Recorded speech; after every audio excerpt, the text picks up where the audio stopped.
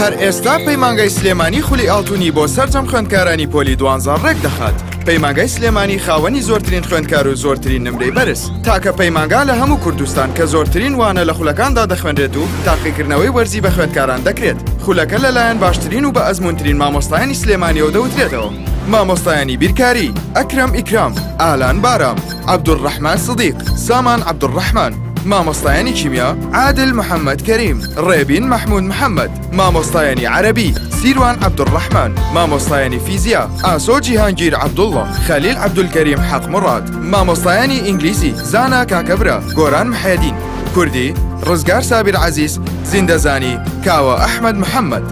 ساڵانە چەندین فیستیڤاڵی تایبەت بە خوێندکاران ساز دەکەین بۆ ئەوەی بتوانن بە دەروونێکی ئارامەوە پێشوازی لە پۆلی 12 بکەن. شێوازەکان و هونەری کۆششکردنیان فێر دەکەین لەلایەن باشترین ڕاهێنەرانی بوارەکەوە. بۆ هاتوچۆی خوێندکاران پاس دابین کراوە تا کۆتایی ساڵ لەگەڵتان بەردەوام دەبین. پەلەبکە و ناوی خۆت تۆمار بکە. پەیمانگای سلێمانی، گەڕەکی مامۆستایان، بەرامبەر پارکی ئازادی، تەنیشت سەرپەرشتیاری پەروەردەیی. ژمارەی مۆبایل 070 261 44 34 یان 050 858 94 93.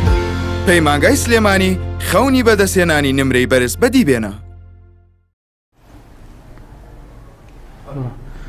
سڵاو خوێندکارانی بەڕێز خۆشەویستم، کاتان باش، خۆشحاڵین جارێکتر بە خزمەتی بەڕێز خۆشەویست دەگەینەوە.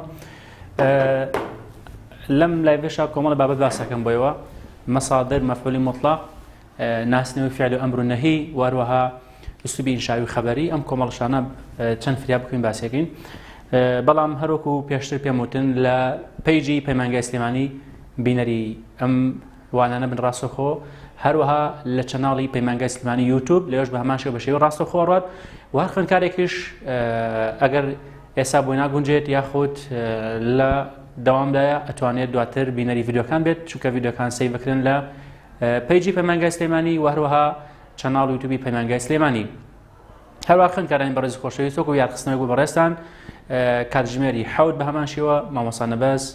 مامۆستای بەتوانەی وانەی فیزیا بە هەمان شێوە لە پەیجی پەیمانگای سلێمانی، وەروەها لە یوتیوبی چەناڵی یوتیوبی پەیمانگای سلێمانی بە شێوەی ڕاستەوخۆ وانەی فیزیاتان بۆ شەرحەکە لە کاتژمێری 7 بۆ 9 شەو. ئێمە دەچینە سەر مەسادر بەڕێزان. مەسادر تەمان لە زمانی عەرەبیە مەزدەر یانی چاوگ، باشە، لە ئینگلیزی یان پێوتە بیسک. مەزار ئێمە مەسادر ثلاثی و غیر ثلاثی مانێ. زمانی عەرەبی فعل سێپیتی مانێ و غیری سێپیتی مانێ، واتە چواری و پێنجی و شەشی مانێ. سێپیتەکان زۆرن، یعنی من ناتوانم یاسایەک بۆ نمونە بین لە یاسایەکە بڵین ئەم مەسادرانە بەم یاسای کۆکرێن. سێپیتەکان زۆرن، بەڵام ئەوەی کە پێویستیان پێیەتی زۆر بۆ پۆلی 12 ڕەنگەکانە. ئێمە ڕەنگەکان سەیکەن. بەیضە یعنی سپی بۆ ئەمە فعلە. ئەگەر بیتەوێ بکەی بە مەزەر بێتە بەیاض. ئەمە چ کاتێک پێویستم پێیەتی؟ تەمان ئەمە زیاتر لە ئیسم تەفضیل لەگەڵ تعجب پێویستیان پێیەتی. بۆ نمونە بەیضا پێتەڵێ بیکە بە ئیسم تەفضیل، خۆ تۆ ناتوانێت بڵێ ئەبیاض. ئەبێ و کاتە مەزەرەکەی وەرگری بەیاض پێویستە. باشە بەڕێزان، سەویدا ڕەش بوو ئەبێتە سەواد ڕەش. تەمان مەسادر هەنجار تەنوینی فەتحی بۆ زیاد کراوە، واتە بڵێ بەیاضن یا سەوادن، کێشەمانێ لەوەی کە تەنوینی فەتحیە بیان نەبێت. بەڵام حەمیرا بێتە حومرەتەن، خەڵیرا بێتە خوضرەتەن، زەریقا بێتە زورقەتەن، سەفیرا بێتە سفرەتەن، سەمیرا بێتە سمرەتەن. واتە ڕەنگەکان ئەمانەمانێ. سێکم بەیضا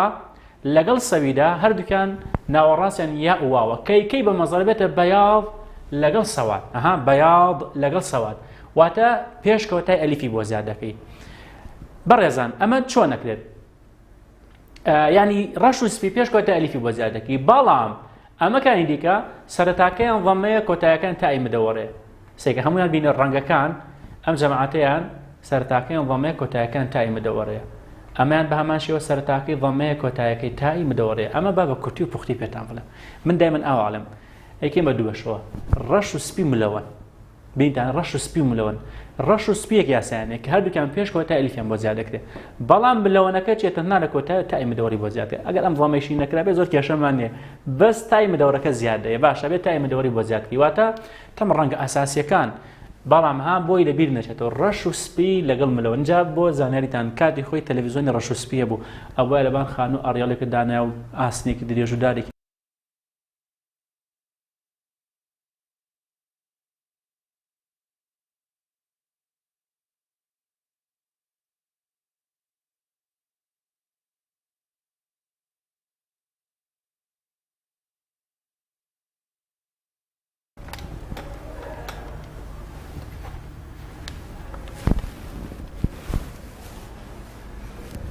تەلەڤیزیۆنیان بۆمان هەڵبکردایە زۆر باشە بوو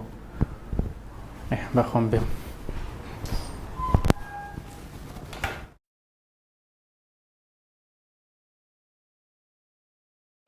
هەر ئێستا پەیمانگای سلێمانی خولی ئاڵتوونی بۆ سەرجەم خوێندکارانی پۆلی دوانزە ڕێک دەخات. پەیمانگای سلێمانی خاوەنی زۆرترین خوێندکار و زۆرترین نمرەی بەرز. تاکە پەیمانگا لە هەموو کوردستان کە زۆرترین وانە لە خولەکاندا دەخوێندارێکی بەرز و ها ئەو بوو بەڵام دوایی بوو بە سەتەلایت و ها ملەوە وشانە اینجا دایمە ڕەش و سپی یەک یاسایانەیە ئەمە کانتێژ یاسایەکی دیکانەیە.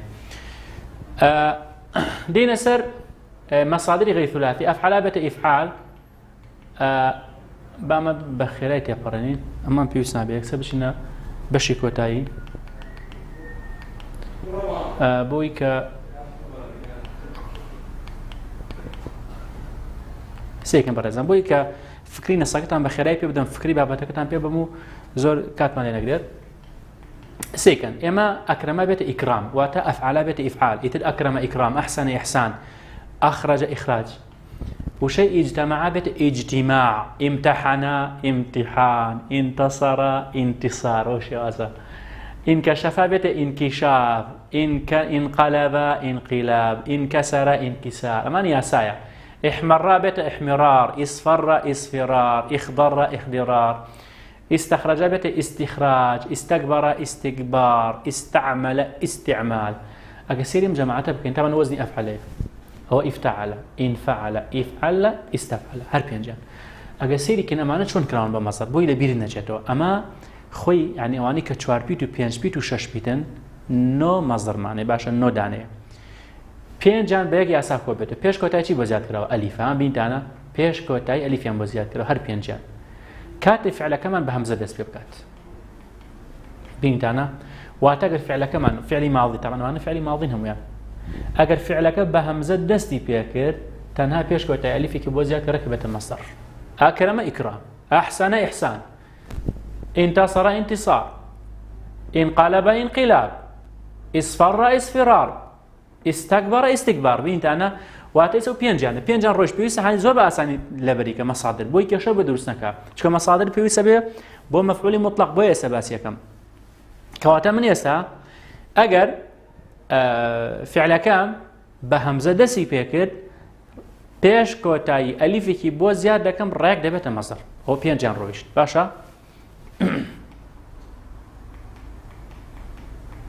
سێرم دوانەکەن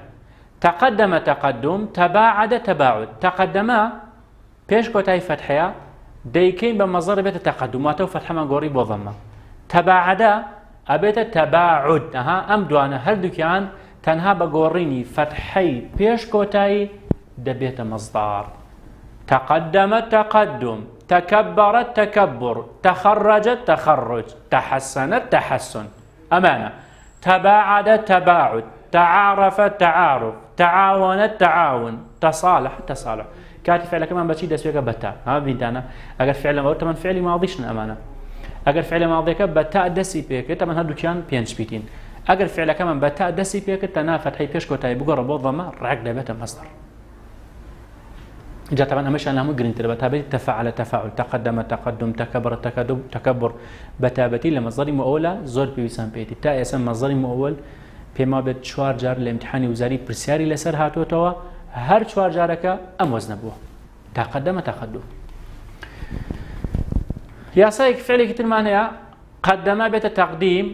بنت انا قلت فعلك انا وراسي شد بيت قدم كبر حسن بيت التقديم تكبيرا تايكي بو زيادكي لسرتاوا بيش كوتايايكي بو زيادكي بلام شدك لا ابي قدم تقديم كبر تكبير حسن تحسين اي تحسين معدل اي نرى تحسين معدل كما تحسين يعني شيء جوان كدن يعني او خن كاريك تحسين معدل تحسين معدلك اجا درجه حفتا بيت ابي جواني كان بكات 8 بكات 9 ثانيه اجا بكات 6 والله انت تقبيحك الناشتيني كده شاركة أبيت شبيت مشاركة ميمك لسرتها وزياد بكل كوتايش تايك شاركة مشاركة ناقش مناقشة طبعا وزن كتير معناه فعال بو أمانة ناقش مناقشة نقاش جاهد مجاهدة جهاد كواتب رزان مصادر هم يوان دبو سيبي تكان رنگ كان لبركة رشو سبيوت ما بيش كوتايلي في بوزياد كي ملوانا كان تنها لكوتايو تايكي مدوري بوزياد بك حامرة حمرة ئەوانەی کە غەیری ثولاثی نۆدانن پێنجیان بە هەمزە دەست پێ دەکات ڕێک پێش کۆتایی ئەلیفێکی بۆ زیاد بکە ئەمە بووە مەزدەر دوانیان بە تا دەست پێ دەکات ئەگە بە تا دەستی پێکرد تەنها فەتحەی پێش کۆتایی بگۆڕە بۆ ضەمە دەبێتە مەزدەر ئەم دوانش لەبەرکە فعل تفعيل فاعل مفاعل ئەم هەموو نودانەکە بۆ مەسادر هەمووی ئەوەندە بوو بۆی مەسادرم بۆ باسکردی چونکە دواتر بۆ مەفعولی مطلق پێویستم پێێتی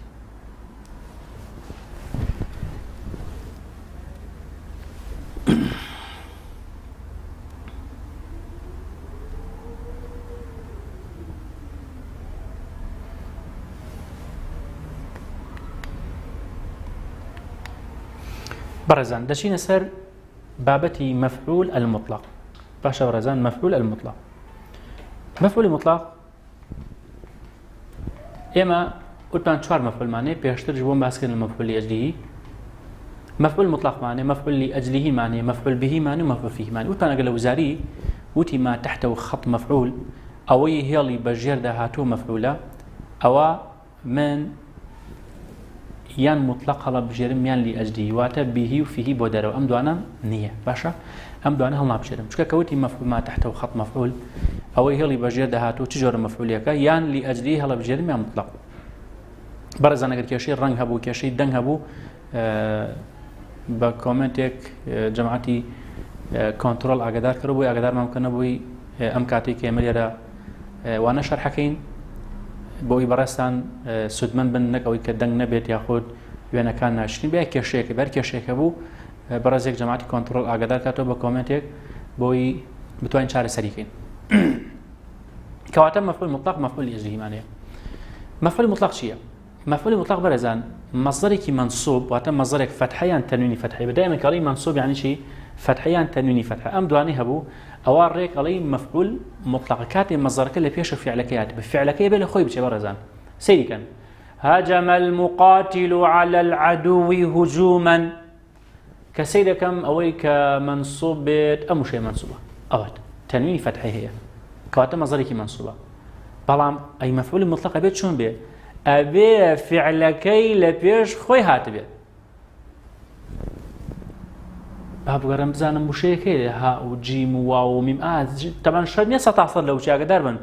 دوو حرفیان لە یەکەچن سێ حرفیان لە یەکەچن ئاوای وشەمانە دوو حرفی لە یەکەچێ ئەمانە سێ حرفی لە یەکەچێ چونکە فعل سێ حرفە بە زۆری سێ حرفەکان بوونیان هەیە ئێ باشە ئەوە ها و جیم و میم باشە ئەوە هەجەمە نییە ئەوە لەوە ناچێ ها سەریکەن هەجەمە هجوما کەواتە مەصدەری ئەوەیە ئێستا ئەمە پێوتری چی پێوتری مەفعول مطلق ئاهایە ئەو مەفعول مطلقە واتە مەصدەرێک بێت تەنوینی فتحەیان فتحەیە بێ لە فعلەکەی پێشخۆی بچێت ئەوە پێوتریشی پێوتری مەفعولی مطلق تێگەشتی يلا وكلم الله موسى تكليما كم مفعول مطلقه دي برزت جواب رو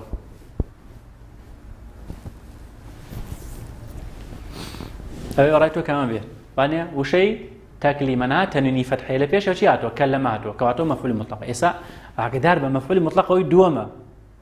تكليما أو كلمة جا يكشتي كشت عن بيفوليام إسا خانكار ولا ما وصل جناس نيا مفعول مطلق نابت جناس أقل لبي أو معنى كان يك معنى هي لما كوت مفعول مطلق جناسي ثاني هاد بوزانري بخل بيزانا أو نابت جناس تقول الله ما وصل يكشن أو مفعول مطلقة ما دام مصدره لبيش فعلك هاتو كوات مصدر أو مفعول مطلقة سيكن وينصرك الله نصرا عزيزا برايته بكمان مفعول مطلق به هذا يشتكي مول بجرة دي كان أنا بنا عليه شيء عزيزنا عليه شيء عزيزنا عزيزة علي عزيزة عزيزة عزيزة مش وشيء خوشة عزيز عزيز كاكي خوم بريزكم دادي خوم بيوم لرابقنا تو اگر علي عزيزنا كوالا بيشو عز يعزو شتيك هاتو لن العزة بشي ناخر بلام سي ينصرك نصرا ينصرك او مفعول مطلق او فعلك يدي اما ولا تبرجن تبرج الجاهلية الأولى أو فتحينية الراق أو لوات شوية كواتا أو مفعول مطلقة يعني بدوها كاتوها سهية للشعر الآيات ما أنا بدوها كادت مرجنية لبيننا نشان وشي كاتبه كواتا أما مفعول مطلق تيجيش يسألونا هر مصدرك منصوب لبيش فعلك هاد أوي دوام كمصدرك بي أو ترى مفعول مطلق أما هو مفعول مطلق داشين سر دلالة نوع مفعول مطلق واتجارة بيطلع ما دلالة المفعول المطلق يعني بيطلع ما نوع المفعول المطلق واتم مفعول مطلق جوركي شيء إما مفعول مطلق سيجور معناه برزان بيان نوع الفعل معناه بيان يعني تأكيد لفعله معناه لقال بيان عدد مرات الفعل أمس دانا معناه أما يكم دوم لوزاري لي هاتوتو بلا أما تايسلين هاتوتو اتنازميته يعني بس أم دوانيان تايسل وزاري لبسارة كان لم دوان مفعول مطلق وخوي هاتوتو أم شيء أبيت شيء واروها بلين أوش هاتوتو جورا كان سيرم جملة كان ضربت الكرة ضربا شديدا طبعا تو أغسيكي أو ضربا مفعول مطلق أوايا أو مفعول مطلقة بلام أقروتي دلالكي شيء ونوعكي شيء سيرك تنويني فتحيها به أجر بدو هذا الراس وخو شيء كدي كها تنويني فتحيها بكمان بيت النعت بوي طبعا بلام بيوسن خبوني بتو زي نعت النعتنية أجر مفعول مطلق تنويني فتحيها بدو هذا الراس وخو شيء كدي كها تنويني فتحيها بو أو كاطلي مفعول مطلق جوركي شيء بيان نوع الفعل بيان يعني الرون كنا والنوع يعني جوركي وقت اللي رداد جوركي ما نبورنا كاته تولي ضرب الطفل الكرة من على قل توبكي داوا لي داوا بس شلون ليدا ضربا شديدا ضربه يزي ليدا خاي قرر مرمان فمشي وينصرك الله نصرا عزيزا محمد عليه الصلاة والسلام خاي قرر سرد أخا شلون سريخا نصرا عزيزا سركوتني كيش كومندانا الشوازكي ما بيعلم وقل لهم قولا كريما بيعمل شيء بيعمل قولا كريما قصيب الريز قصيب باش او من هي اما شوازك ضرب الطفل الكرة ضرب اللاعب أجر مفعول مطلق تنها فتحيك يا أبو أجر دربة مفعول مطلق تنها فتحيك يا أبو أو كاتجوركي بيان نوع الفعل مرجني وشكي دعاء وشتنويني فتحيها بل فتحيها بأجر دربة يعني أو كاتب دعاء وشيء دي كده بس تو أنا بزانه مفعول مطلق تنويني فتحة بتنويني فتحة جوركي بيان نوع الفعل أجر مفعول مطلق تنها فتحيك هبو جوركي شي هر بيان نوع الفعل يتنقبلي ما مصابي وشكي دعاء مش فتحية بين نخر وشكي دعاء وفتحي نابل تيجي يعني مفعول مطلق تنويني فتحة بتنويني فتحة جوركي بيان نوع الفعل يعني فتحي شي بل جوري دوم تأكيد لفعل بو توكيد بكاراته مش جوري توكيده ضرب الطفل الكرة ضربا ناسك أو ضربا مفعول مطلق تنويني فتحيها يا وشيء ديك هاتو تنويني فتحيها بين نخير كواتو توكيد وكات واتم مفعول مطلق أجا تنويني فتحيها بيت بدوي لو شيء ديك انها تنويني فتحيها بيت أو جوركي تأكيد لفعله يا واتن عدنا تبيا جوري سيم ضرب الطفل الكرة ضربة أم تعيب وزياد كده ضربة أو تام دوري بلا نسات شي وزن بيه لسر وزني فعلة بي لسر وزن بالبرزان واتم مفعول مطلق اجا امتى مدوريه بو لسر وزني فعلة بو او جوركي بيان عدد مرات الفعل اجر مفعول مطلق تنويني بل امتى مدوريه بو لسر وزني فعلة بقى لسر وزن النبي بيان عدد مرات الفعل نيه ياخذ مفعول مطلق كوتاكي تاو يا انون ضرب الطفل الكرة ضربتين ياخذ ضرب الطفل الكرة ضربات وتم مفعول مطلق وتاكي تاء ياء نون بياء الف وتاء هر جوركي بيان عدد مرات الفعل فيما عليه كان جار فعلك الرياوه ليرا جارك لطوبكياوه ليرا دو جار لطوبكياوه ليرا لسيجا بسروا بلا ما كتاء مدوري بو بلسر وزني فعلة بيت اما مفعول مطلق بكو غشتي او عنده مصدرك منصوب لبيش فعلك هاتبو وهروها جوركاني شيء اجل تنويني فتحه بتنويني فتحه بو جوركي بيان نوع الفعل هروها تنويني فتحي يك فتحي شيء هبو جوركي بيان نوع الفعل واجر تنويني فتحي بجوركي توكيد لفعليه اجر كوتاكي تاء مدور بو لسر وزي فعلة بو يان تاء وياء نون بو الف تاء اما مفعول مطلق او ندبو بهي ويا كتيجي شويتي داچینه بابەتی تر معنی بەڕێزان بابەتی پێشی بچمە سوبین شاوی خەبەری پێویستە ئەمر و نەهی بناسنەوە کۆمەڵ بابەتی باشم بۆ ئامادەکردوون کە بۆتان باس بکەم پێشی بچنە سەر شەری مەسا و ئەوانە ئەم بابەتانە پێویستە بناسینەوە اینجا دوای لە شەڕێکی مەسا هەتیایەت و بابەتی مستەثنایش مەما و مستەثنایش کاتێکی باشی بۆ تەرخانەکەین کە باسی بکەین بۆی کێشتانە بێت بەڕێزان تەڵەبمانێ تەڵەب دوو باشمانێ ئەمر و نەهی سەیکەن ئەوەی کە گرنگە بیزانن بەس ئەمر و نەهی بناسنەوە ئەمر و نەهی پێویستان پێیەتی ئەمە ئەمرە یان نەهی ئەوەندە یعنی ئێستا کۆمەڵەشت باسەکە هەموو زانیاری بۆتە بەس ئەم دوانەیە بناسنەوە ئەمە ئەمرە یان نەهیە چۆن ئیناسمەوە ئێستا بۆ باسەکەم بۆی بیناسیتەوە طبعا أمر لزمان عربيان فعل أمره يان فعل مضارع مقترن بلام الأمر فعل أمر يان فعل مضارع مقترن بلام الأمر طبعا أمانة برزا أمانة زانري بوتو من الامتحان أمانة ما ناوي الامتحان وزاريش أمانة ناوي بس شيء تبع أو تبع ك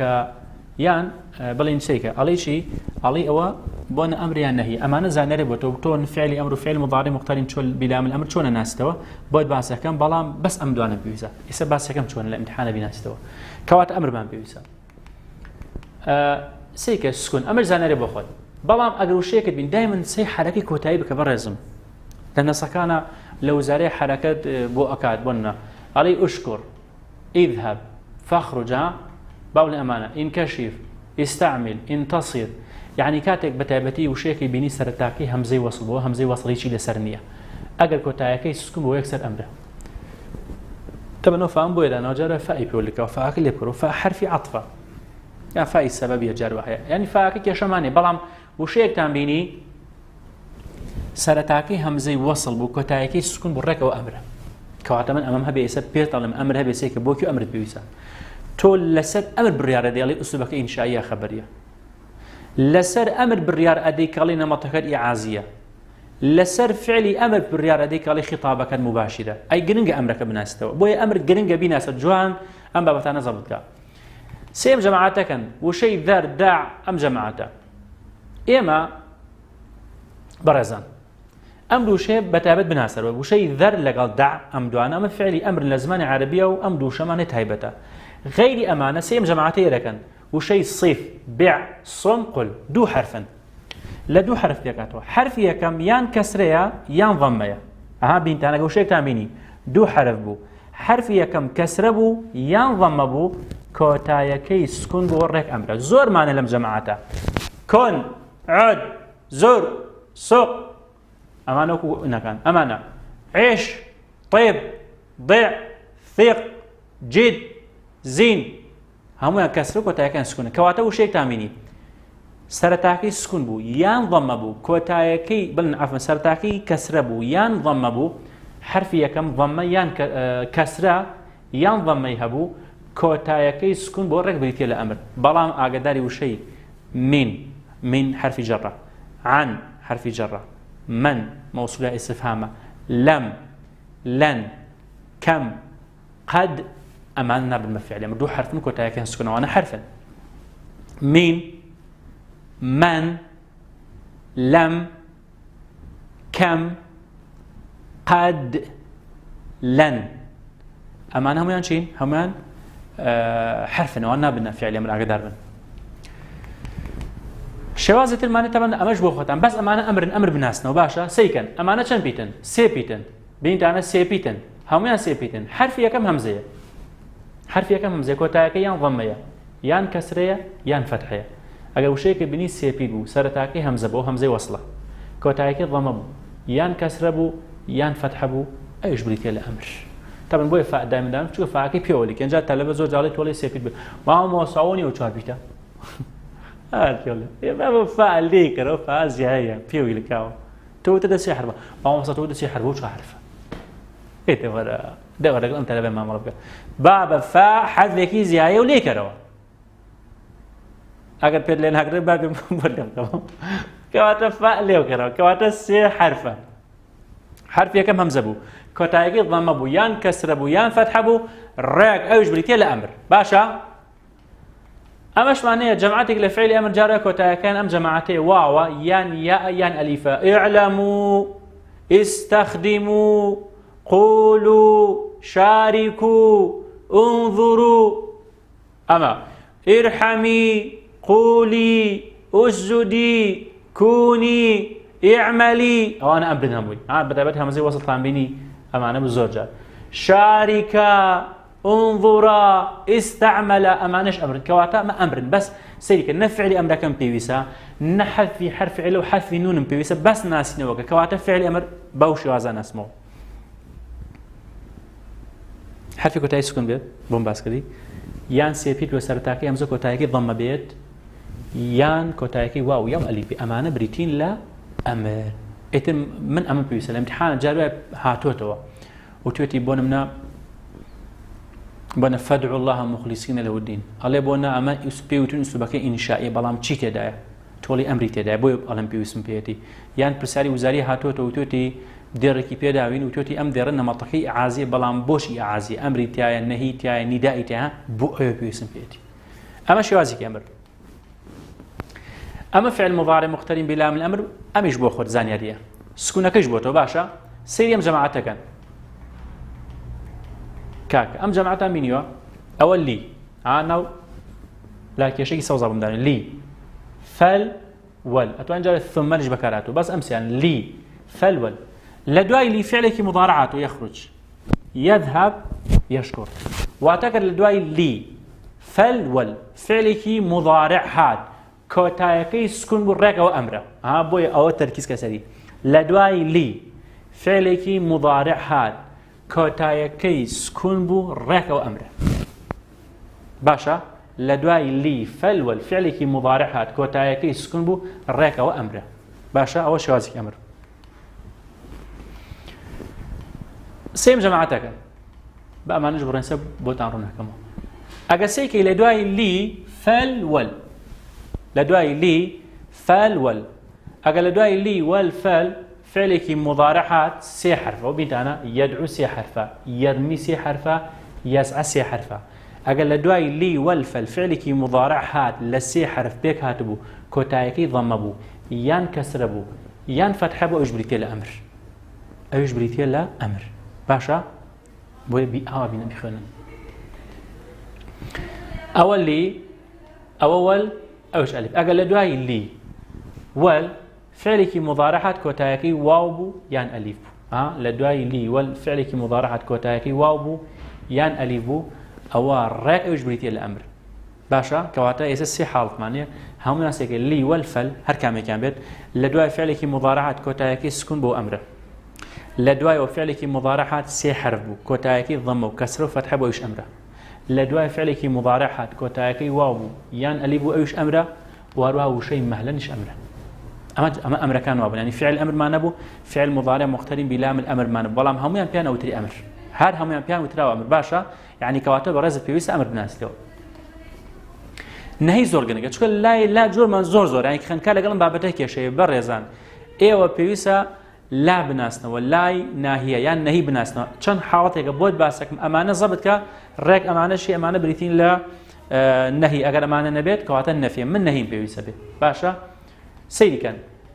لامان هەیە ئەوە لایە لە دوایەوە ئەگەر لە دوای لا هەسێکی لە دوای لا ئەوە لا نییە تەمەن فاکە لێ بکەڕۆت دووبارە کێشەی فعال نەبڵێ ماوەستوت لا کەوتت فەلا کاکە فەلاش خۆیگرێت باشە لا یان فەلا یان لا لە دوایەوە فعلێکی مضارع هات کۆتایەکەی سکون بوو ڕێک ئەوش نەهیە دیکە یاسا لە دوای لا ئەو لایە فعلێکی مضارع هات کۆتایەکەی سکون بۆش نەهیە لا تخرج فلا يذهب لا تظلم اینجا بۆ زانیاریتان لە دوای لای ناهی و هەرگیز فعلێکی مضارع نایە بە هەمزە و نون دەست پێ بکە بە هەمزە بە نون ئەو دوانە چونکە یان بە تا دەست پێ دەکە یان بەیە ئەگەر لە دوای لا فعلێکی مضارع هات بە هەمزە دەستی پێکرد بۆ نەهی نییە یان بە نون دەستی پێکرد بۆ نەهی نییە ئیلا یان ئەبێت تا بێ یان ئەبێ یا بێ هەروەها ئەگە سێریکەین لە دوای لا فعلێکی مضارعمانەیە چەند پیتە سێ پیتە لە دوای لا فعلێکی مضارعی سێ پیتە کۆتایەکە یان ضەمەیە یان کەسرەیە یان فەتحەیە ئەم شێوازشتان بینی ئەوش نەهیە لە دوای لا فعلێکی مضارع هات کۆتایەکەی ضەمە بوو یان کەسرە بوو یان فەتحە بوو ئەوش بریتە لە نەهی ئاگال لێمە یاڵڵا خاڵی کۆتایی لامان هەیە هەمیشە لا تەبەن لایەکەمان هەیە بەڵام سەیریکەن لە دوای لایەکە ئەگەر فعلێکی مضارع هات کۆتایەکەی واوە بوو یان ئەو یا ئەبوو یان ئەو ئەلیفە بوو لە دوای لا فعلێکی مضارع هات کۆتایەکەی واو بوو یان یا بوو یان ئەلیف بوو ڕێک ئەوش بریتە لە شەی بریتە لە نەهی ئەمە شێوازێکی تریانە هەروەها ئەگەر لە دوای لا فعلێکی مضارع هات کۆتایەکەی نونی شەدە بێ ئەوش نەهیە کەواتە نەهیەکە چوار حاڵەتە لە دوای لا فعلێکی مضارعات تەمە فعل مضارعەکە یان ئەبێ بە تا دەست پێ بکە یان بەیە بەڵام بە تا زۆرینی بە تا دەستی پێ کردووە ئەو کاتە فعلێکی مضارعات کۆتایەکەی سکون بۆ نەهیە لە دوای لا فعلێکی مضارعات سێ حرف بوو کۆتایەکی ضەمە بوو یان کەسرە بوو یان فەتحە بوو ئەویش نەهیە یاخود لە دوای لا فعلێکی مضارعات کۆتایەکە ئەم واوە بوو یان ئەو یا ئەبوو یان ئەوە لیفە بوو ئەویش نەهیە هەروەها لە دوای لا ئەگەر فعلێکی مضارعات کۆتایەکەی نونی شەدە بوو ئەویش نەهیە ئەم ئەمر و نەهی باشە کەواتە ئەمر و نەهی پێویستە بیناستەوە ئەگەر تێنەگەشی چەند جارە خۆتگوێ لێ بگرەوە تێبینەکان بنووسە بۆ ئەوەی کە بەڕێسان بتوانن ئەمر و نەهی بناسنەوە و ئیسفادەی لێ بکەن ئەمە وەکو ئەمر و نەهی چونکە ئەم ئەمر و نەهیمان پێویست بوو بە گرنگی ئەزانین هەموو جارێ باسێکین بۆ خوێندکار بۆ ئەوەی پێش ئەوەی بچنە هەندێک بابەتەوە خوێندکار ئەو بابەتانە بناسێتەوە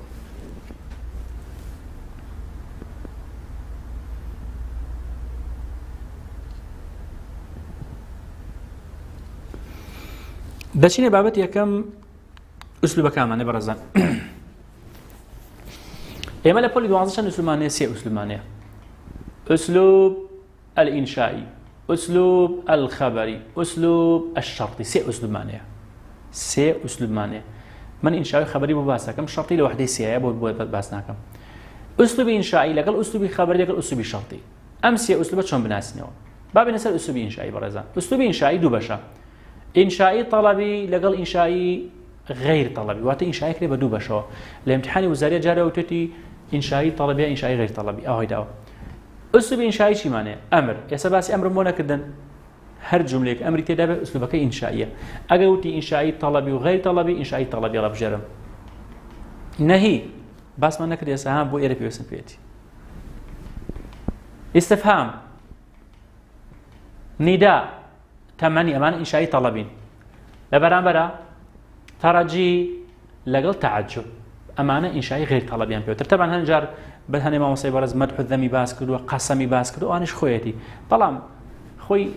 ئەم حەوتە هەر حەوتیان پیانەوتری ئوسلوبی ئینشایی باشە لەم حەوتەیە ئەوەی بێتە ڕاستی ئەم چواری سەرۆگرنگن نیدا ئیستفهام نەهی ئەمر لە هەمووشی گرنگتر ئەو دوانەیە ئەمر و نەهیەکەیە یعنی زۆربەی پرسیارە وزارەکان کە ئوسلوبی ئینشایی هاتووەتەوە ئەمر و نەهی تێدا بوو یان ئەمر یان نەهی یان پێکەوە بوو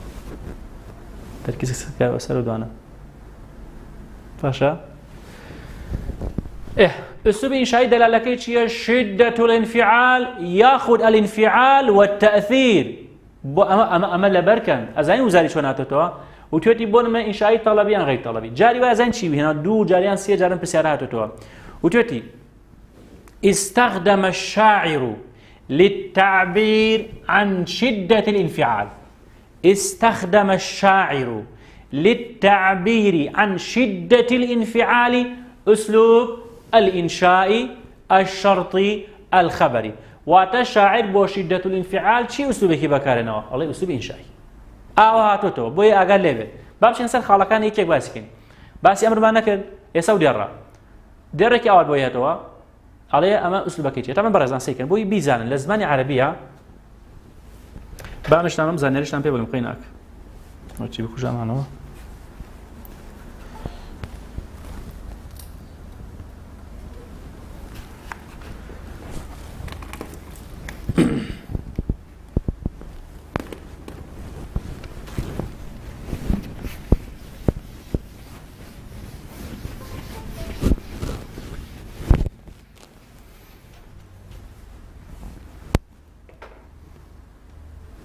سەیریکەن لە زمانی عەرەبیەوە دێڕێک نییە لە دوونیەوە دەرپێکاتەوەیە ئەمە لەگەڵ ئەمەیە بۆ زانەریتان ئەم بەشە بەشی یەکەم پێوترێ سەدر البەیت یان پێوترێ الشەطر الأول ئەمە پێوترێ عەجز واتە پشت یاخود پێوترێ الشەطر الثانی الشطر الثاني واتا شطر ثاني معناه اینجا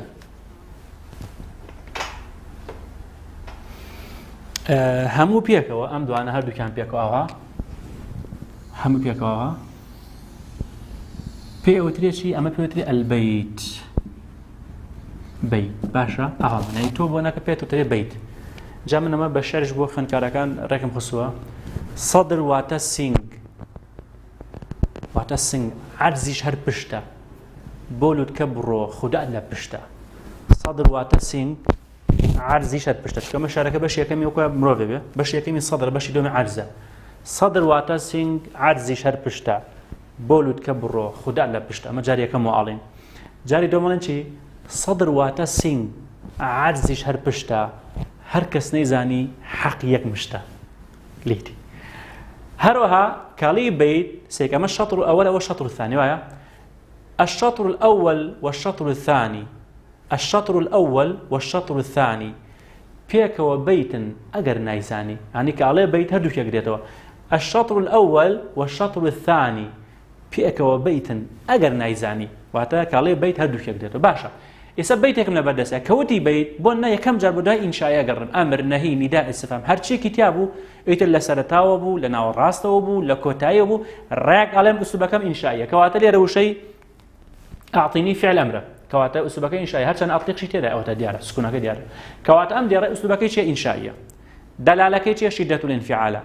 ئینشایەکی چیە ئینشایەکی تەڵەبیە بۆچی ئینشاییە چکە ئەمری تێدایە هاوتم ئەمرم پێویستە بەس ئەوە ناڵم ئەمری تێدایە سیکە ها أنا جفت دموعي فاعف عنها فاعف فعل أمر كواتم أسلوبك إنشائي طلبية دلالك شدة الانفعال لبري أمري تدايا سيكا مهلا تدايا كوات أمره أما أكو أمر كوات هر ديارك أمري تداوي سواء هم أمر كأمري تدا برك لأسلوبك إنشائي هاي كم جار بداية إنشائي بقرر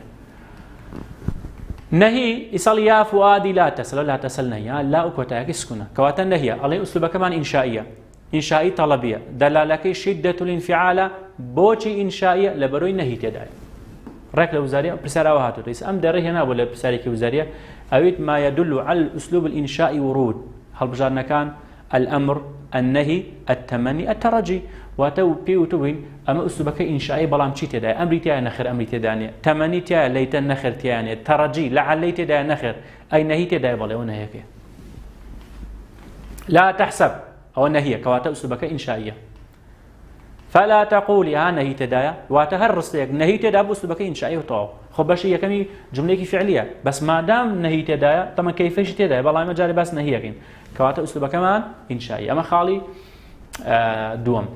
خالي سيم استفهام برزان استفهام من همزة هل كيف متى أين إلى ما علامة فيما لما لماذا ما استفهام لبريان كان جملة تنبيني يكيك لماني تدابرك لأسلوبك إنشائية سيكا كيف ذاك الحب أمسى خبرا وحديثا من أحاديث الجوى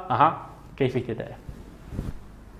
كواتا أسلوبك كمان شيء أسلوبك إنشائية إنشائي طلبي دلالك شدة الانفعال بوشي إنشائية لبري استفهامي تدايا وبريقا يظمأ الساري له أين في عينيك ذياك البريق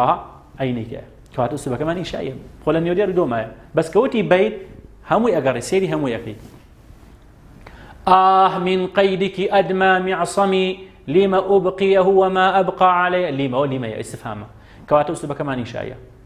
مع احتفاظي بعهود لم تصنها وإلى ما الأسر والدنيا لدي وإلى ما استفهامه ليرى أرأيت أحلام الطفولة تختفي خلف التخمة همزة استفهامك واستفهامك كده أرأيت طبعا أو همزة دائما زيادة همزة هي فعلك هي وشك هي ديارة كواتا يسمن أمانة هم يعني استفهام انتدى كواتا أسلوبه كمان إنشائي وإنشائي طلبي شاء نداء شي معنى يا من هي أيا من هي يا أيها من هي يا أيتها من لقل أيها أمان نداء كواتا يسا يا فؤادي لا تسل أين الهوى كان صرحا من خيال فهوى أيد المبرسخ وشويسي لكيويا كوشكي بولا خيال الرخاو يت المبرس لكيويا كواتا چی معنی يا فؤادي طبعا دائما خالك بيزانا نداء اگر نداء هاتبيت منادى طبعا يان امر بدوي هاتوا يان نهي هاتوا يان استفهام هاتوا اي معقوله من بان لك سي بكم بان تو بكم تو او كاتا بلي شي برسار يان ناو بلي او كارن بون جامبا يان بلي او كارن جاميا يان اوتا برسارك اللي بكم اگر سيدي قران بكي هم ايات كان قران يان نهي هاتوا يان امر هاتوا كواتا طبعا اول لا تسل نهي اوش اين استفهام بلا من نداء كمان داري كدوا نداء تدابه انشائي طلبيه والله ما يدنك هي شت هي مرحبا هي موتن والله جربت بيان وزع باشا كيف احمد لا تو كم تاخني تو قينا قدنگ بيموتون قدنگ نبو رنگ نبو هرشي نو بيما بلن اقدر ما كنو بزانم كواتل يا جارتان معناها يا جارتان والنداء بس لدو هلات وبنت انا يا جارتا هل تشعرين بحالي أقول وقد ناحت بقربي حمامة أي جارة هل تشعرين بحالي أما معنى كواتا نداءش معنا بو أسلوبه كمان أبي بإنشائي تموت من نداء يان أمر يان نهي يان نداء يان استفهام بدوياتوا ليت معنى ليت الشباب يعود يوما فأخبره بما فعل المشيب خو از گنجیتی اگر رایو حالم پیدا پیری چی پیکردم ليت بشتكي محالة ليت الليالي كلها سود دام الهنا بسود الليالي ليت كدايا لا وليت كواتا ليت ما بيني أسلوبها كمان إنشائية كي طلب بشا ترجي لعل معناها لعل أباك راجع من السفر لعل يتدا ولعل بنت أنا كواتا لعلش معنى بيت معنى بويا عندك وشكان يقول شيء ديالك ولا بريك وطاع لعل البنين نو نصيكال الأسلوب كمان إنشائي غير طلبية تعجب برزان تعجب ما أفعله أفعل به أمد وزن معنى كمان تعجب لوحدي شوارع بابتك أخوان ريت يعني بو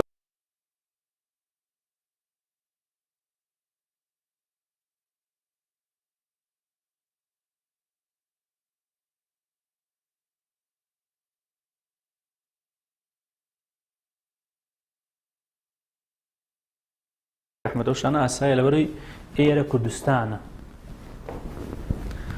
خيابان نية هذا بيو كاربايا بفري أسهية اشتكى بأسهية وتن برزان هذا وشأنا بيبوي سروش اشتكوا خوي بيني وانيا كواتا ما أفعله أفعل به معنى أمد وزنا تمن بو تعجب بكارات باشا قالين شي ما أكثر الإخوان حين تعدهم ولكنهم في النائبات قليل ما أكثر الإخوان وتعجبا چەند زۆرن هاوڕەکان کاتێک ئەیان ژمێری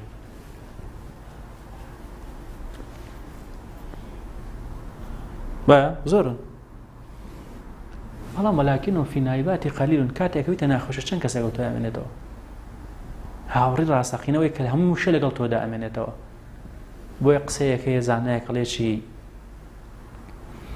ئەڵ لە کاتی خۆشیە هاوڕێکانم بە ئەندازەی تۆکی سەرم بوون زۆر بوون لە دەورم کۆ بنەوە بەڵام کاتێک کەوتمە ناخۆشیەوە کە پێویستم پیان بوو سێ دەموت کەچەڵم یەک کەسم لەگەڵان نیە بۆیە ئەوەکدار بوو هاوڕێی باش ئەڵژێرە أكرم به رجلا عظيما قدره كم خلد التاريخ من أمثاله أكرم به أوش تعجبه كواتا ليرش أما تعجب بو كواتا ما أكثر الإخوان أكرم به برزان كواتا يسا أسلوب إنشائي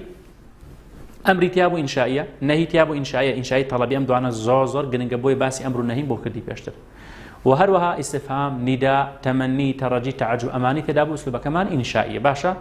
أموك أسلوب إنشائي دەچینە سەر بەشی دووەم ئوسلوبی خەبەرەکەش باز دەکەین ئەوەی کاتمان لە بەدەسابێت بۆی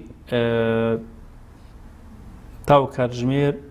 5 جارێ ئەڕۆین ئیتر بزانن فرای چی دەکەوین بەڕێزان دێنە سەر ئوسلوبی خەبەری تۆی دوایەوە کاگەڕی ئوسلوبی ئینشائی نەبوو باشە کەواتە ئوسلوبەکە خەبەریە ئوسلوبی خەبەری دوو بەشتەیە یان جملەکەمان ئیسمیە کە پێوتر خەبەریە ئیسمیشە دوو ناوی هەیە یان جملەکەمان فعلیە باشە یان تۆ بۆ نمونە دێڕە شەڕ بۆ هاتۆتەوە لە وزاریە یان لە مەکتەبە یان بۆ نمونە جملەیەکی پێیاوی ئەڵێ ئوسلوبەکەی چییە تۆ یەکەم جار بۆ دای ئینشایە بگەڕێ بزانە ئەمر نەهی نیدا ئیستفهام و جەماعەتی کە باسمان کرد تایەتی ئەگەر تایە بۆ ئەڵێ ئوسلوبەکەی ئینشائیە ئەگەر تایە نەبوو کەواتە خەبەرێ خەبەرێکە دوو بەشم هەیە جملەی ئیسمیم هەیە و جملەی فعلیشم هەیە ئەو کاتەگە داوای کرد چکە امتحانی وزاری هاتوتەوە و توێتی خەبەریە ئیسمیە خەبەریە فعلی ئاهای ئاوەیتی یان جارێش ئەڵێ جملەکە ئیسمیە ئەمەش پێتان ئەڵێم چۆن هاتوتەوە جملە ئیسمی جارێ دەلالەکەی الثبات والاستمرار ئەو دەلالەتانە بەڕێزان بیزان لە امتحان هاتوتەوە وتوتی ما يدل على الثبات والاستمرار ئەوەی کە بەڵگەی لەسەر ثبات و استمرار واتە بە جملەکە ئیسمی بێ أجد دلالة على حدث طارئ وتوتي يويك حدث طارئ يبقى جملة فعلي بيه أهو بدوزرو كهذا برزان جملة اسمي الثبات والاستمرار أمانة بلا بركن لو زاري ليه هاتوتو شدة الانفعال أسلوب إنشائي بو باشا الثبات يعني جيجر استمرار يعني بردوام واتا بمعنى بردوامي ده جملة اسمي كاك هبوي لبير نشيتوا نايو خود نايو كنية ام ناو بردوام لقلتها يسمى نايو كمال يرام نوام هي لما اكتبها او نوام هي بشو او نوام هي بالرجل او نوام هي حتى لجياني شاب او نوام هي اقل دواي مدنيش ناو كما بمينتو هما نوماني ها ناو بردوام ابويا ثابته بلان فعل واني ايه باشا يسمى شو مثلا جمله اسمي كالي جمله اسمي يعني مبتدا وخبر دائما باشا من جمله اسمي شلون بناسبه برزان اسم جمله لكردستان وطني واه كردستان وطني ئەم جملەی دێت ئوسلوبی ئینشایی تێدایە ئەمر نەهی نیدا ئیستفهام تەمەنی تەڕەجی تعجب نەخێرتیانێ کەواتە ئوسلوبەکەم خەبەریە سەیری یەکەم وشاکە موشەی کوردستان ناوە بەڵام کوردستان وەتەنی کوردستان نیشتیمانی منە تەبەن ئەمریکا لەم عالەمە زانەری بۆ خۆت ئەمە چۆن هەر ناوی هەر کەسێک بێت ناوی شوێنێکی دیاریکراو بێ ناوی کەسێکی دیاریکراو بێ ئەوە ئەبێتە جملەی ئیسمی کەواتەی سەو جملەی ئیسمی پێوترە خەبەریە ئیسمیە دەلالەکەی چیە الثبات والاستمرار شتێکی ترمانەیە معرف بێ ئەلیف لام دەست پێ بکە العلم نافع ئێسامە هیچ ئوسوبێکی ئینشایی تێدا نیە وایە کەواتە خەبەریە ئێکە خەبەری بوو سەیری یەکەم وشاکەم بۆی بزانم ئیسمیان فعلیە العلم أو العلم أو اسم أو تأليف لا مشي لسبب كواتا علين خبرية اسمية المدرس يشرح الدرس أجسيري أوكين مدرس اسمه يشرح فعله بلان لبري باسم دسي بيكرولي جملة كاسمية أقدار جوان لم تبقى واي بيموت يا كم ده إنشائي أجر أجر إنشائي نمجالي خبر ودي أرجو له بيشتري نبوه درين هاتو پێم وتن یەکەم جار بۆ دوای ئینشایە گەڕەگەر ئینشایی نەبجاڵی خەبەریە جاڵی خەبەرەکەش سەیری یەکەم موشاکی بۆی وتمات سەیری یەکەم موشەکە یەکەم موشت بە ئیسم دەستی پێکرد جوملەکە ئیسمی یەکێ لە ناسنەوەی ئیسم ناوی کەسێک بێت ناوی شوێنێک بێت یان بە ئەلیفلام دەستی پێکرد بێت یان ئیسم ئیشارە بەڕێزان بڵێ ضەمیرەکان عەفوەن ئەو ضەمیرانە ئەنە نەحن ئەنتە ئەنتی ئەنتوما ئەنتم ئەنتونە هو هي هما هم هن ئەمانە ضەمیرن جملەیەک بەمانە دەستی پێکرد و کاتەڵێن خەبەری ئیسمیە ئەڵێن ئەنتە طالیب تۆ خوێندکاری ئێوە ئەنتە ئیسمە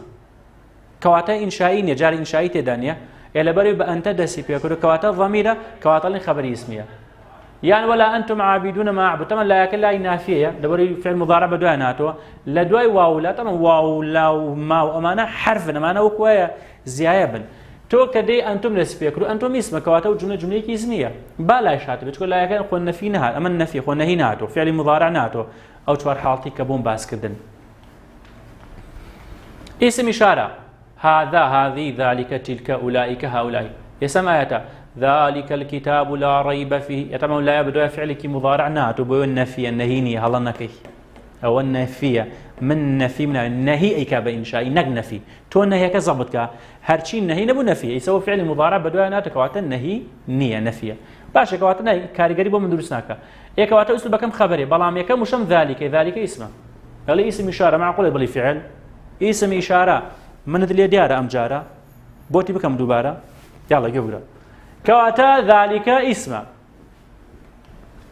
ما هذا بشرا إن هذا إلا ملك كريم هيش أسلوبك إن شايته دانية كواتا خبرية طبعا ما يك حرفة وازا ما يك بن لدوي ما يك شيء هذا كواتا هذا شيء اسم إشارة كاسم إشارة بكواتا علين خبري اسمية لبري باسم إشارة دس بيكر طبعا أمانة زانري بويو هذا وجمعته بس جنجوي بزين جملة اسمية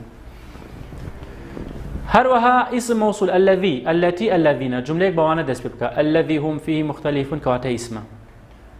يعني جملة بإن دس بك طبعا إن بو توكيده وكو أداة بلام خوي أجر جملة بإن دس بك أجر إنشائي تدانه بكواتلين خبري اسمية إن الإنسان لفي خسر إنك لعلى خلق عظيم هريك لم جملة أنا هيك أسلوبك إنشائي تدانية كواتا خبرية لبر أوي سرتاي رستا كمان بإن دستي بيكردوا بويا بريار دين دلين أم جملة بريتية الجملة الإسمية ياخد دلين خبرية اسمية باشا شبه جملة حرف جر ظرف كان جملة بوانا دستي دائما جملة اسمية أجر إنشاء أجر إنتدان بها إنشائي تدان بها أم آتا في جيدها حبل من مسد في جيدها شبه جملة لا فيها غول أو أنا شبه جملة كيش أسلوبك إنشائي تدانية بلام سرتاي رصا كمان بشبه جملة دس فيها كدوا كواتب بريتية لخبرية اسمية الجملة الاسمية ياخذ وما معك أحد معك شبه جملة كم أمانة فوق وتحت وعند ولدى وبينه أمانة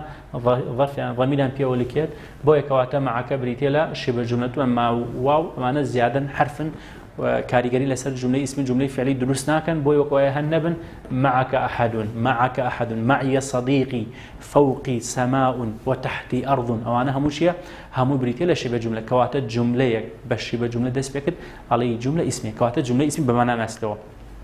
دعاء وكيجري أسلوب إنشائي نبو ضلي خبرية سيري وشكا سيري كم وشاكي دعاء لخبرك بنايك دس بكت بيه بوشيك ألف لامي لسربية يان باسم إشارة يان باسم موصول يان بضمير يان بإنا یاخود بە ئەمشی بە جملانە یان وشەکە تەنوینی ضەمەی هەبێت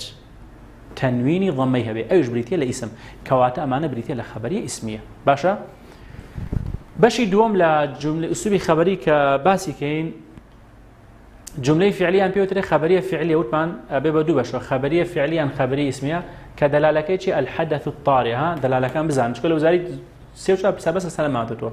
أجد جملة يعني أجد جملة يعني أجد دلالة على حدث طارئ وتوري جملة كدوزمك كحدث طارئ به حدث طارئ يعني جملة بفعل به يعني جملة بفعل دس بكات تمام فعلك ماضية يعني مضارعة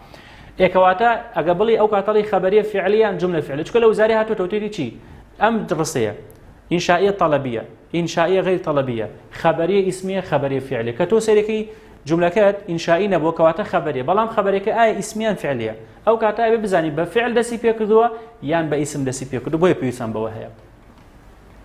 هر جملة بفعل ماضي دس فيها اسم جملة صاحب الناس قبلنا ذا الزمان وعناهم من شأنه ما عنانا صاحب معنى فعله لبري بفعل دسي فيها كذوة كواتا أو جملة بريتية لجملة الفعلية دلالكي حدث طارئة وروا بريتية لخبرية فعلية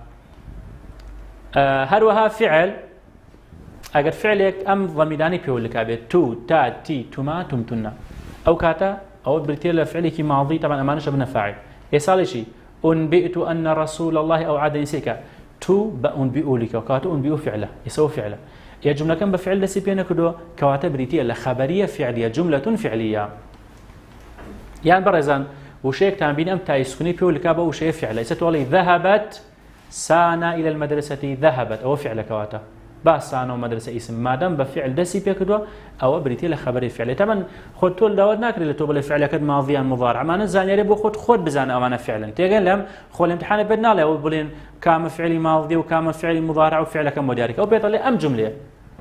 شيء إنشائي طلبية إنشائي غير طلبية خبرية فعلية خبرية اسمية يعني على شيء على أجد دلالة على حدث طارئ وأتى جملة هل بجري كحدث طارئ بيه وكاتو بيه هل بجري أنبئت أن رسول الله أو عاد نشكو بفعل دسي بيكدوا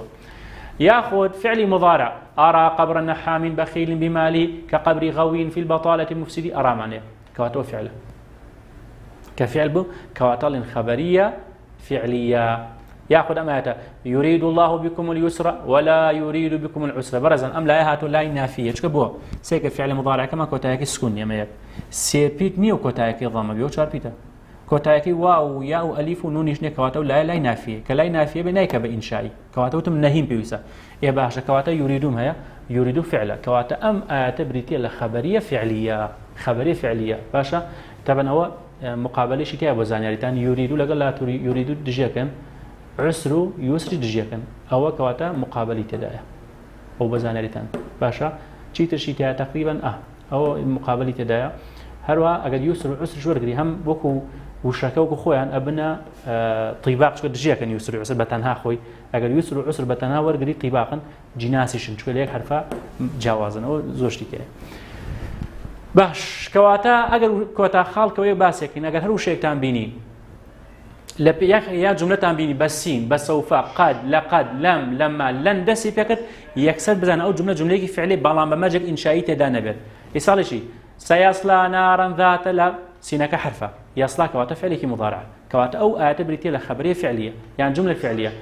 قد أفلح المؤمنون قد معنى أفلح كواتا بريتي لا فعليك ماضي قدك حرفة لن تنالوا البر حتى تنفقوا مما تحبون أسلوبي إنشائية كواتا خبرية بلام لبري بلن دسي في كردو لن حرفة كواتا تنالوا بريتي لا خبرية فعلية أما بريتي بلا جملة فعليا خبرية فعلية ك أجر بفعل دس بيك الفعل كد ماضي بيان مضارع أو كمال خالي كبون باس كدي أتواني بوانا خبرية فعلي وخبرية اسمش بناس توا ليه خم كلام كوتاي بلاي فكو وانا كاين بسبين إن شاء الله ساعاتي سير دوب على دس بيك أنا براسي خوش مندوم سبينيتو كمال بابت ما وانا باس كين تلبزان أجر سبينيش نما تواني طايقين إخينا كاتي ديكو أو بابتاني كامنت هولدين همو وحدة كم تامو باس كم بتأخيرا بيسكا بوي كإسفادي لبكن وأم فيديو أم وانا نبلا خوتان شير بكن با هاوركانتان بيبين با زوتني خنكار ليسود من بي بويت كسيكي بخيل وحسود بكودي خومام علم ببخشنوا چونکە دڵنیابن بەرەکەتەکەوێتە ئەو کاری کە ئیکەی لەوە مەترسە فڵان کەس ئەگەر ئەوش بیزانێت دەرەجای بە هەمووتان دەرەجە بێنن دەرەجە وەکو ڕسق وایە خۆی گەر تەقسیمێکات ئیتر هەندێک نەوەی بەرەکە هەندێک سەی بەرەکە بەڵام هەوڵماندوبوونی خۆشتان تەمەن ڕۆڵی هەیە و دەوری هەیە بە هیوای ئەوەیەکەوە سوودتان بینی بێت لەم وانانی کە باسم کرد بە هیوای ئەوەی کە بتوان لە تاقیکردنەوەکاندا وەڵامیان پرسیارانە بنەوە تاوەکو وانەی داهاتوو و بەگەیشتنەوەن سبینێ ئینشاءالله کە تەمەن باقیوە بەیەکەین و سەعات 3 دووبارە دێمەوە خزمەتتان و بابەتەکان بەشێوە ڕاستەخۆ کۆمەڵ بابەتی دیکەتان باسەکەم خواتان لەگەڵ هەر ئێستا پەیمانگای سلێمانی خولی ئاڵتونی بۆ سەرجەم خوێندکارانی پۆلی دوانزار ڕێک دەخات. پەیمانگای سلێمانی خاوەنی زۆرترین خوێندکار و زۆرترین نمرەی بەرز. تاکە پەیمانگا لە هەموو کوردستان کە زۆرترین وانە لە خولەکاندا دەخوێنرێت و تاقیکردنەوەی وەرزی بە خوێندکاران دەکرێت. خولەکە لەلایەن باشترین و بە ئەزموونترین مامۆستایانی سلێمانیەوە دەوترێتەوە. مامۆستایانی بیرکاری، ئەکرەم ئیکرام، ئالان بارام، عەبدوڕەحمان سدیق، سامان عەبدوڕەحمان. مامۆستایانی کیمیا عادل محەممەد کەریم، ڕێبین مەحموود محەممەد، مامۆستایانی عەرەبی سیروان عەبدوڕەحمان، مامۆستایانی فیزیا ئاسۆ جیهانگیر عەبدوڵڵا، خەلیل عەبدولکەریم حەق موڕاد، مامۆستایانی ئینگلیزی زانا کاکەبرا، گۆران محەدین، کوردی ڕزگار سابیر عەزیز، زیندەزانی کاوە ئەحمەد محەممەد. ساڵانە چەندین فیستیڤاڵی تایبەت بە خوێندکاران ساز دەکەین بۆ ئەوەی بتوانن بە دەروونێکی ئارامەوە پێشوازی لە پۆلی دوانزە بکەن. شێوازەکان و هونەری کۆششکردنیان فێر دەکەین لەلایەن باشترین ڕاهێنەرانی بوارەکەەوە. بۆ هاتوچۆی خوێندکاران پاس دابین کراوە تا کۆتایی ساڵ لەگەڵتان بەردەوام دەبین. پەلەبکە و ناوی خۆت تۆمار بکە. پەیمانگای سلێمانی گەڕێکی مامۆستایان بەرامبەر پارکی ئازادی تەنیشت سەرپەرشتیاری پەروەردەیی. ژمارەی مۆبایل 070 261 44 34 یان 050 858 94 93. پەیمانگای سلێمانی خەونی بەدەستێنانی نمرەی بەرز بەدی بێنە.